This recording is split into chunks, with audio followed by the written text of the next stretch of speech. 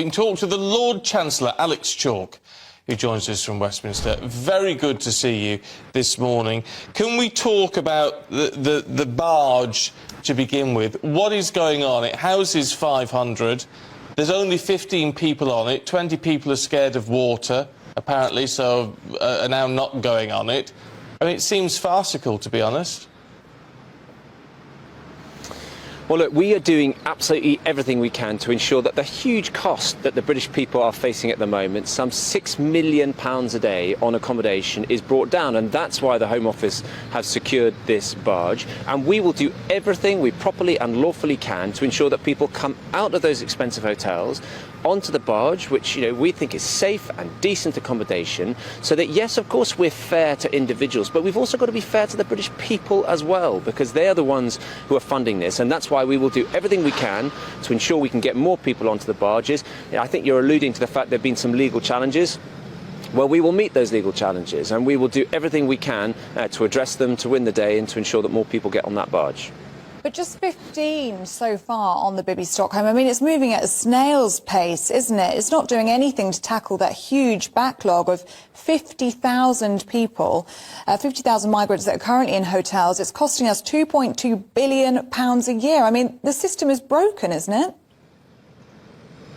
Well, there's a couple of things to say. First of all, in terms of the backlog that you referred to, that backlog is coming down. So it's down by 17,000 over recent weeks. The number of decisions up by 35%. The Home Office is doubling the number of caseworkers, etc. But of course, we've got to get it down. But this barge sends a very powerful message that those people who want to come to our country illegally, who want to jump the queue compared to those who play by the rules and do the right thing, for whom we will always have open hearts and open homes. But if people don't want to play by the rules, then they shouldn't expect that they're going to waltz into four-star accommodation, but they are potentially going to go onto a barge. And that sends a really powerful message. So yes, the numbers are small. Yes, there are legal challenges. We will do everything to address those legal challenges and to restore fairness for the British people.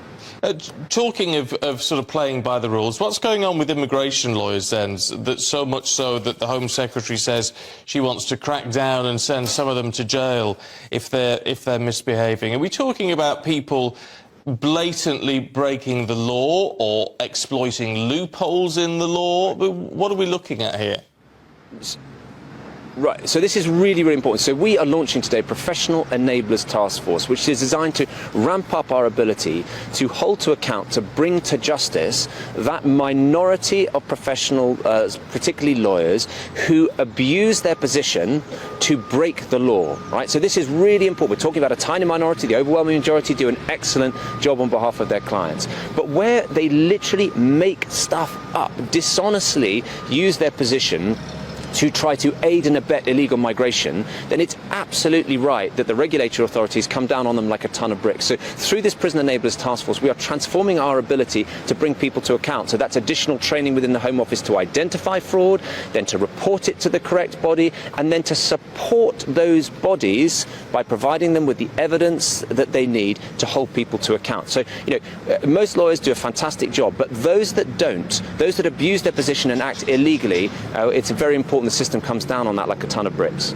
I mean, talking about coming down on them like a ton of bricks, I mean, we're talking about potentially serving a life sentence in prison for these crooked lawyers that have been described on the front page of the Daily Mail. I mean, are you confident in that? Is that something that you are happy to back, that life sentence? Because rapists in this country can be sentenced for under 5 years in prison.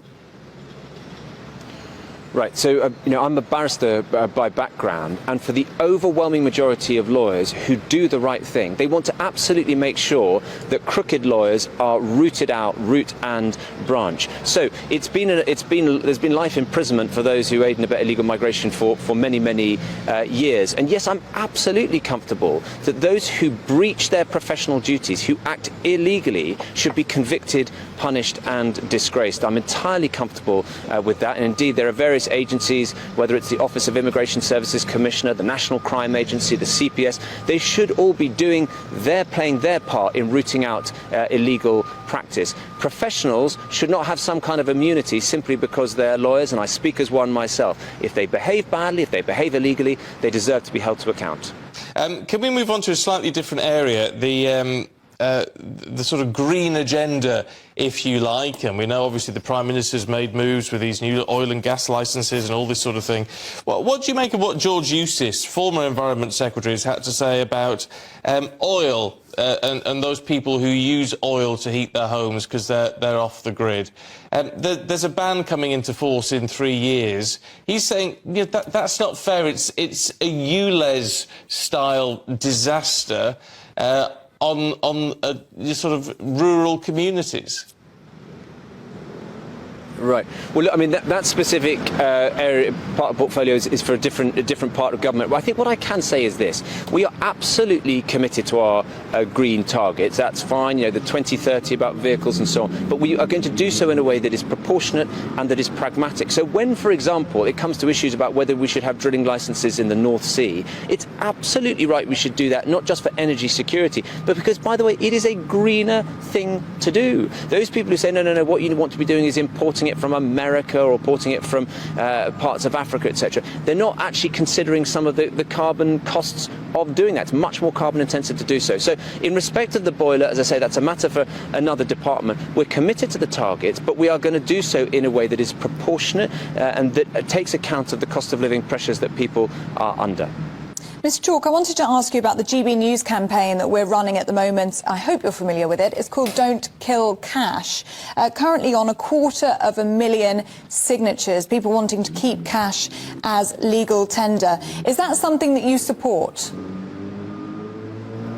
Yes, absolutely, and so I am aware of this GB News campaign, and I think you're absolutely right on this, because look, there are some communities, I mean, for whom cash remains extremely important, whether you're some older people, not all older people, of course, but some older people and others, and access to cash is something that we're absolutely committed to try to retain. So just because plenty of people are moving digitally, that doesn't mean that people should be left behind or somehow stigmatised because they want to continue using cash. So that's our position. OK. Alex Chalk, Lord Chancellor, good to see you this morning. Thank you very much indeed.